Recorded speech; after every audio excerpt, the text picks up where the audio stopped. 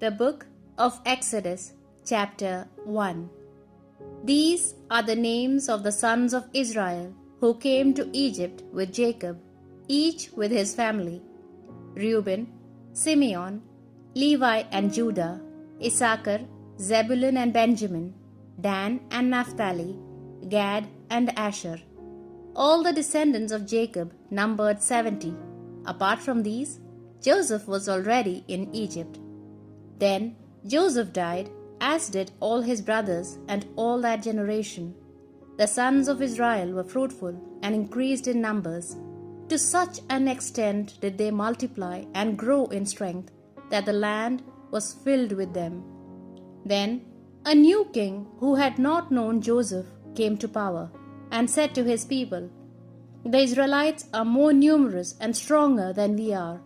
Let us deal shrewdly with them, lest they increase still more, and in case of war, side with our enemies, fight against us, and escape from the land." So they set taskmasters over them to oppress them with forced labor. They built the storage towns of Pithom and Ramesses.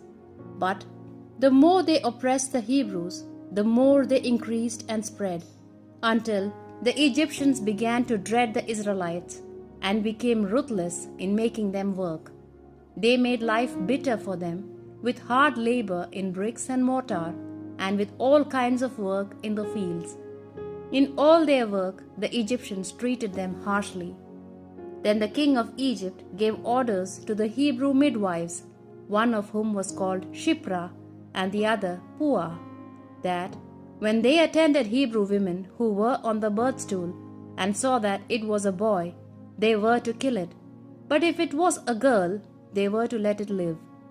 But the midwives feared God and did not do as the king of Egypt commanded, and let the boys live. So the king called the midwives and said, "Why have you acted like that, and let the boys live?"